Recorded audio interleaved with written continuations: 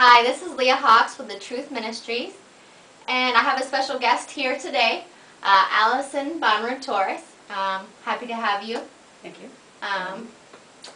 Basically what we're going to talk about today, or what Allison's going to talk about today, is just a little bit about her life and how God brought her through it, what He's meant to her. If you don't mind, we'll get started. Okay. All right. So I guess my first question is what would you say, or what happened in your life that, may even give you the desire to seek God out?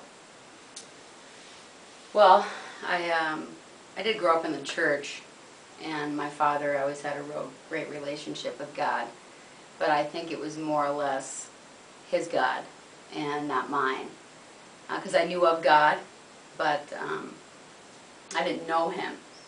Like say I know Him now, but it was through trial and error, I guess. When you're young, you kind of get distracted with life, and I ended up getting into drugs and alcohol, and when you're a young girl, and my parents divorced when I was young, so I had a lot of free time. Okay. And when you have a lot of free time, sometimes you don't make always the right decisions in your free time. And so I ended up getting really into partying. I actually didn't even have a lot of boyfriends when I was real young, because of the fact that I just was so consumed with partying. It was just my life. I loved to dance, I loved to sing, I loved to, and I was more like one of the guys hanging out rather than just, going after a man at that point in my life. But later in life, I met a man named George, which liked to party like me, and probably a little bit more than me. And I ended up getting pregnant.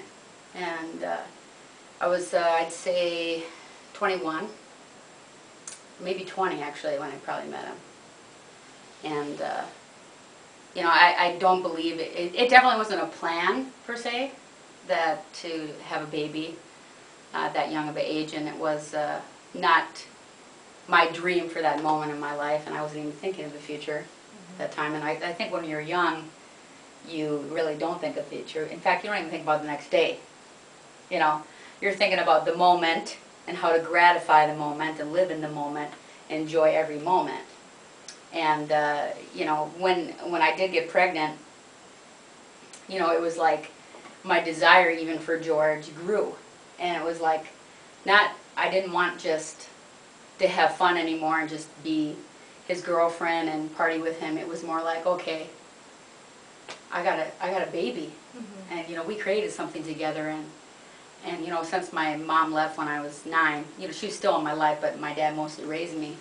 I always desired to really have a family, and to have a mother and father, and have this dream, per se, like white picket fence, a dog, and loving each other. But I don't even think I loved him at that point. Mm-hmm. It was the aspect of, wow, I'm having a baby, and it just changed my whole life and my whole perspective of what I wanted, and just made me kind of stop in my tracks, and he did not stop in his tracks. And a lot of my friends, they didn't call me anymore, because here I couldn't party like I used to party, so they just didn't call me.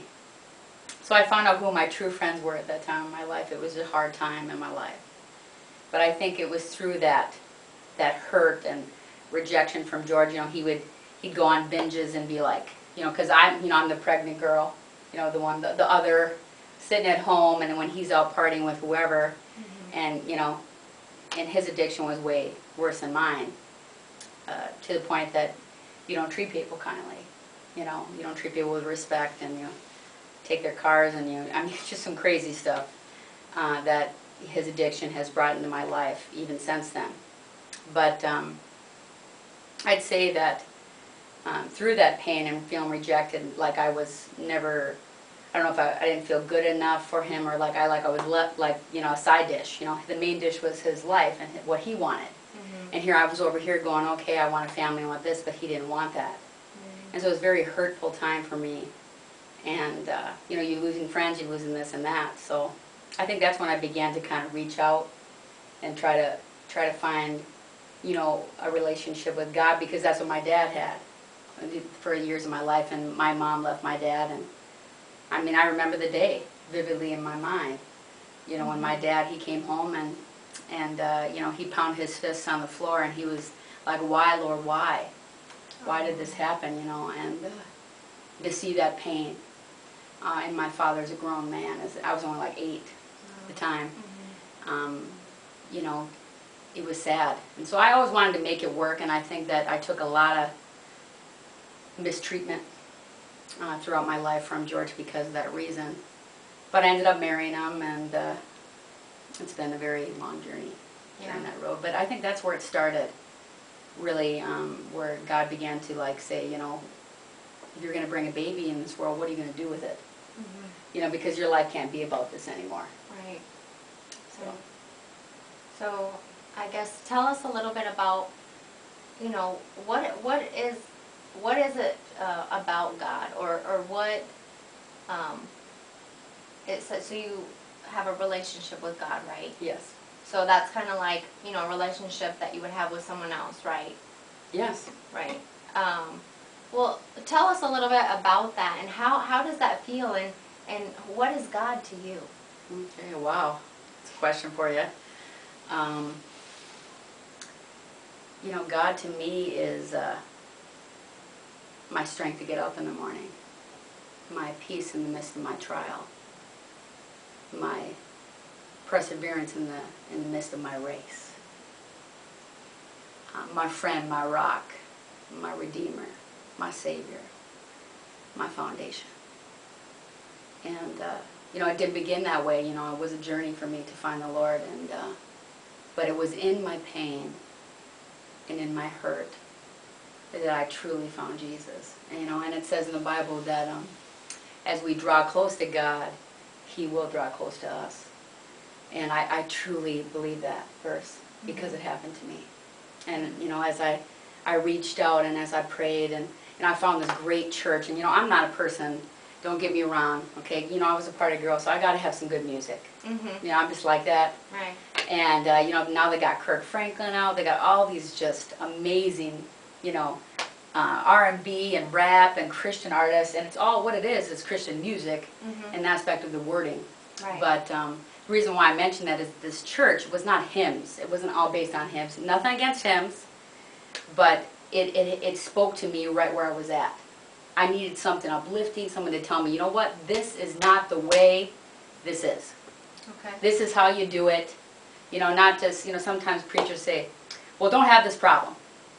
But they don't tell you how to fix it. Right. Or even to grow in the Lord. If you're a new Christian, how am I going to change all these things about myself? How am I supposed to live this life that He's called me to live? Right. You know, how am I going to be a good mother, you know, when I got all these problems and, you know, I'm young and whatever. But God, it says in the Bible, He transforms us by the renewing of our mind. So the more time I spent with Him, the more time that He changed me, you know. And it says when we live a surrendered life to God, that we have His fruits of His Spirit, you know, which is gentleness and faithfulness and love. And, you know, it just comes more naturally for you. And it's not all about you anymore. You know, it's about God and about reaching people for God. But I'd say that that every tear that rolled down my face was worth it for me to know Jesus Christ like I do now.